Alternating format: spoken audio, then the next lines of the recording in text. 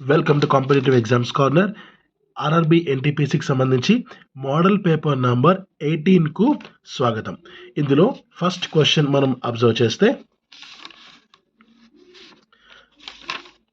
Okay, so ఇక్కడ general awareness కేటగిరీలో మొత్తం మనకు 40 క్వశ్చన్స్ మనకు ఉంటాయి కదా.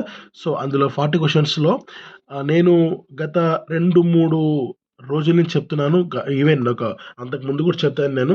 సో ఈ 40 క్వశ్చన్స్లో స్టాటిక్ జీకే ఎక్కువ ఉంటుంది అండ్ కరెంట్ అఫైర్స్ అనేది చాలా తక్కువ ఉంటుంది.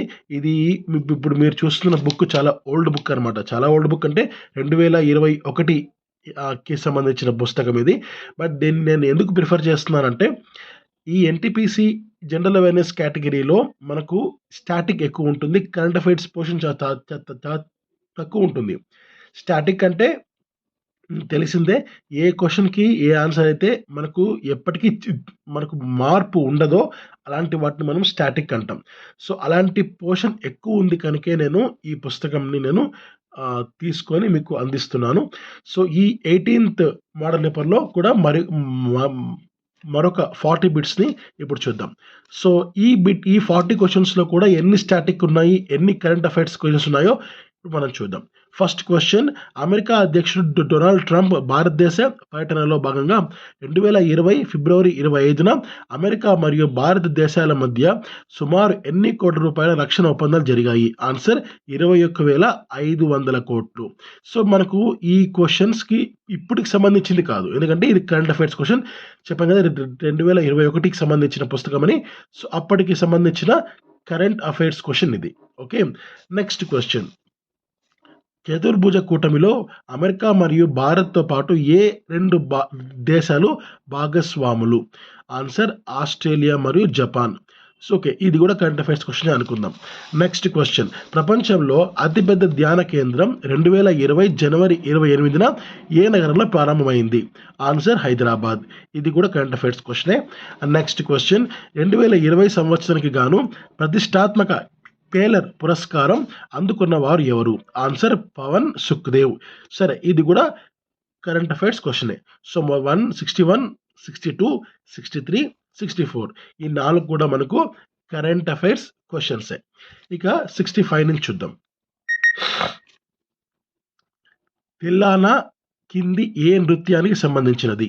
ఆన్సర్ భరతనాట్యం.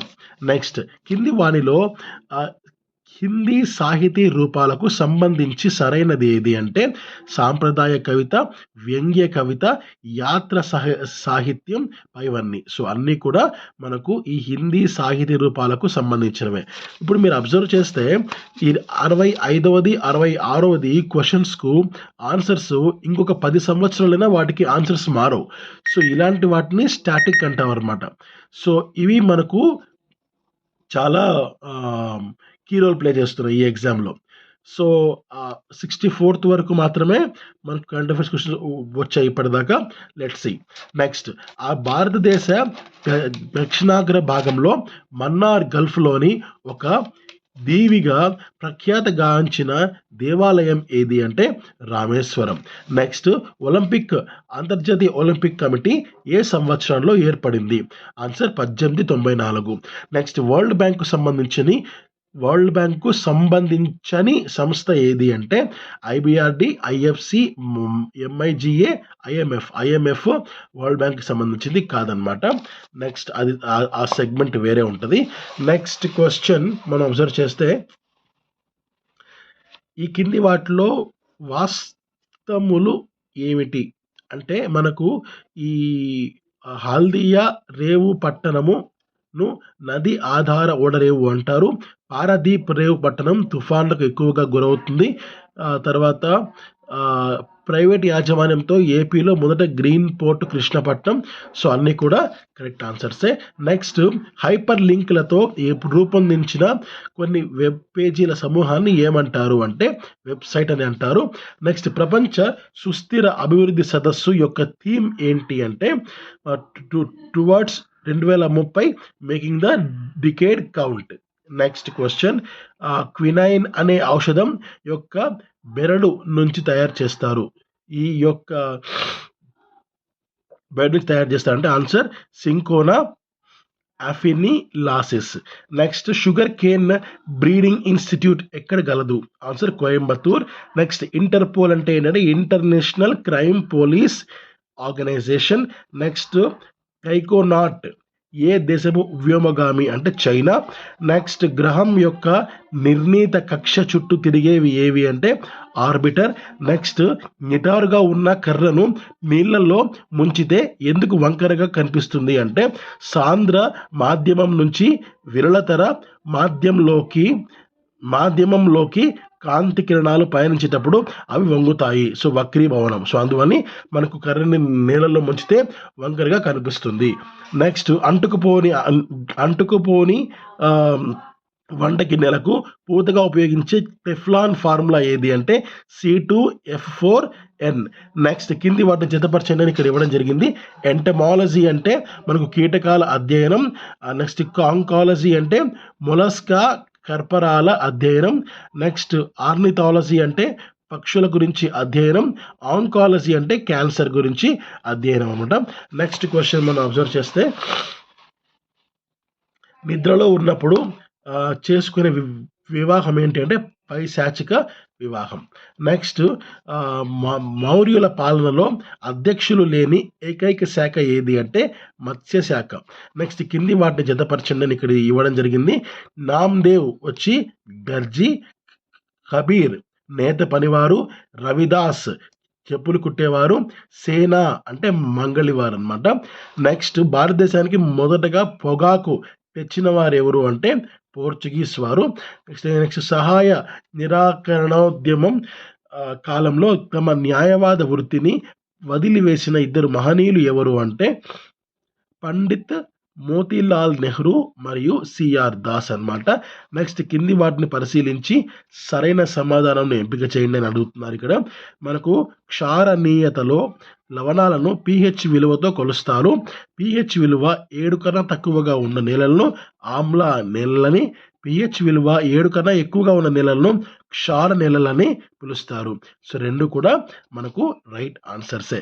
నెక్స్ట్ క్వశ్చన్ కింది వాటిని పరిశీలించి సరైన సమాధానంను ఎంపిక చేయండి అని అడుగుతున్నారు. భారతదేశం అక్షాంశాల పరంగా 8, 4 మరియు 37 డిగ్రీల 6 N మధ్య వ్యాపించి ఉన్నది.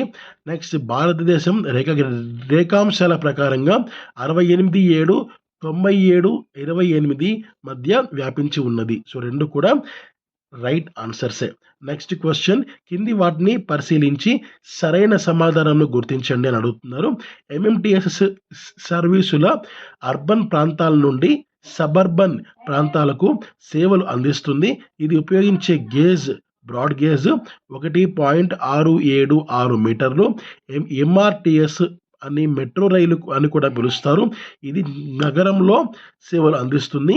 ఇది ఉపయోగించే గేజ్ స్టాండర్డ్ గేజ్ 1.500 మీటర్లు.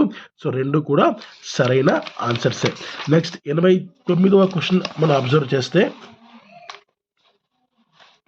భారత్లో అధికంగా పోర్టులు సంభవించే ఓఖ్లా అనే ప్రాంతం ఏ రాష్ట్రంలో కలదు అంటే ఆన్సర్ గుజరాత్. నెక్స్ట్ పర్యావరణ విధులకు సంబంధించిన అంశాలను పరిశీలించండి అని ఇక్కడ అడుగుతున్నారు. మనకు ఈ పర్యావరణం ఆర్థిక వస్తువుల ఉత్పత్తికి అవసరమైన సహజ వనరులను అందించడమే కాకుండా ఆర్థిక కార్యకలాపాల వల్ల ఉత్పన్నమయ్యే వ్యర్థాలను తనలో విలీనం చేసుకుంటుంది. నెక్స్ట్ పర్యావరణం జీవావరణ సమతౌల్యాన్ని కాపాడటానికి అవసరమైన ప్రాణధార సేవలను అందిస్తుంది.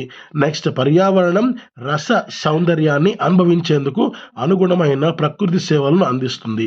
సో 2, 3 కూడా కరెక్ట్ ఆన్సర్సే. నెక్స్ట్ మ్యాచ్ ద ఫాలోయింగ్ ఇవ్వడం జరిగింది. నైట్రోజన్ వాయువు శాతం ఎంత ఉంటుంది అంటే మనకు 78.09% ఉంటుంది. నెక్స్ట్ ఆక్సిజన్ వచ్చి 20.95%, ఆర్గాన్ వచ్చి మనకు 0.93%, కార్బన్ డైఆక్సైడ్ వచ్చి మనకు 0.03% ఉంటుంది. నెక్స్ట్ ఏ సంవత్సరంలో పర్యావరణ మంత్రిత్వ శాఖ పేరును పర్యావరణ అటవీ మంత్రిత్వ శాఖగా మార్చారు? ఆన్సర్ 1985. రాజ్యాంగంలో ఏ ప్రకరణ ప్రకారం జాతీయ గ్రీన్ ట్రిబ్యునల్ చట్టం చేయబడింది? ఆన్సర్ ప్రకరణ 21. జీవించే హక్కులో భాగంగా ఆరోగ్యకరమైన పర్యావరణ హక్కు. నెక్స్ట్ క్వశ్చన్, భారత ఉపరాష్ట్రపతిని ఏ కారణం ఆధారంగా ప్రత్యేక పద్ధతి ద్వారా తొలగించవచ్చు? దీనికి రైట్ ఆన్సర్ ఏంటంటే మనకు ఉపరాష్ట్రపతిని తొలగించడానికి ఏ ప్రత్యేక కారణం అవసరం లేదు. నెక్స్ట్, కేంద్ర రాష్ట్ర సంబంధాలకు సంబంధించి కింద పేర్కొన్న సంస్థలలో రాజ్యాంగ సంస్థ ఏది అంటే అంతర్రాష్ట్ర మండలి. నెక్స్ట్, న్యాయ సమీక్షాధికారము ఏ విధానంలో ఆవశ్యకమైనది? ఆన్సర్ ప్రజాస్వామ్య ప్రభుత్వం. నెక్స్ట్, భారతదేశంలో లఘు కుటీర పరిశ్రమలకు ప్రోత్సాహం ఇవ్వాలన్న వాదనకు మూలం ఏది అంటే ఉద్యోగ అవకాశాలను పెంపొందించేవి కావడం. నెక్స్ట్, ప్రైవేట్ బ్యాంకులకు సంబంధించి కింది వాటిలో సరి అయినవి ఏవి అంటే మనకు ఈ యొక్క కనీస మూలధనం 1200 కోట్లకు పైగా ఉండే ప్రైవేట్ బ్యాంకుకు ఆర్థికంగా స్వతంత్ర బ్యాంకుగా గుర్తిస్తారు. ప్రైవేట్ బ్యాంకుల కనీస మూలధనం 200 కోట్లు అయితే కార్యకలాపాలు ప్రారంభించిన 3 ఏళ్లకు తన మూలధనాన్ని 300 కోట్లకు పెంచుకోవాలి. ఈ బ్యాంకులు 40% నికర రుణాలను ప్రాధాన్యత రంగాలకు కేటాయించాలి. సో మనకు ఏబిసి కరెక్ట్ అనమాట. సో 4వది రాంగ్ ఆన్సర్ అవుతుంది. తర్వాత 99, ప్రధాన్ మంత్రి కౌశల్ వికాస్ యోజన దేనికి ఉద్దేశించబడినది? నిరుద్యోగులకు పెన్షన్లు అందించడం. నెక్స్ట్, కేంద్ర ఆహార శుద్ధి పథకం సంపద పేరును ప్రస్తుతం ఏ పేరుగా మార్చారు అంటే ప్రధాన్ మంత్రి కిసాన్ సంపద యోజన. ఇక్కడ మనకు ఈ రెండు కూడా మనం కరెంట్ అఫైర్స్ క్వశ్చన్స్ కానీ మనం జస్ట్ అలా అనుకుందాం, ఎందుకంటే ప్రజెంట్ వీటికి సంబంధించినవే కనుక ఇంకా ఏ క్వశ్చన్ కూడా మనకు కరెంట్ అఫైర్స్ క్వశ్చన్ అనేది లేదు. ఇక్కడ ఈ సైడ్ కూడా మనకు అసలు కరెంట్ అఫైర్స్ క్వశ్చన్స్ ఏవి లేవు. ఫస్ట్ ఉన్నాయి. సో 61, 62, 63, 64 ఉన్నాయి. అంతే, లాస్ట్ 2 ఉన్నాయి. అంటే మొత్తం కలిపి ఒక 6-7 క్వశ్చన్స్ తప్పితే మిగిలిన 40లో ఒక 6-7 తప్పితే మ్యాక్సిమం 33-34 క్వశ్చన్స్ పూర్తిగా స్టాటిక్ క్వశ్చన్స్ అనమాట. సో స్టాటిక్ మీద చాలా కాన్సన్ట్రేట్ చేయండి. ప్రతి పేపర్లో కూడా అది మీ కళ్ళ ముందే ప్రూవ్ అవుతుంది. సో మీరు స్టాటిక్ పార్ట్ని మీరు కేర్లెస్ చేస్తే తీవ్రంగా నష్టపోతారు. అది గుర్తుపెట్టుకోండి. కరెంట్ అఫైర్స్ పార్ట్ ఒకవేళ మీరు కాన్సన్ట్రేట్ చేయకపోయినా పెద్దగా నష్టం ఏమి ఉండదు. బట్ స్టాటిక్ పార్ట్ కాన్సన్ట్రేట్ చేస్తేరండి. అండ్ ఇంతకుముందు నేను చెప్పిన 17 పేపర్స్ కూడా మీకు నేను వీడియోలో ఈ ఆర్ఆర్బీ ఎన్టీపీసీ కింద ప్లేలిస్ట్ ఉంటుంది, ఆ ప్లేలిస్ట్లో ఉంటాయి. సో వాటిలో కూడా మీరు ఈ యొక్క స్టాటిక్ పార్ట్స్లో క్వశ్చన్స్ని ఒక చోట రాసుకోండి. సో బాగా ప్రిపేర్ అవ్వండి. అండ్ నెక్స్ట్ కూడా నేను ఇంకా ఏమైనా సరే పేపర్స్ ఉంటే నేను తప్పకుండా ప్రతిరోజు ఒక మోడల్ పేపర్ నేను మీకు ఇవ్వడానికి నేను ప్రయత్నం చేస్తాను. Thank you. జై హింద్.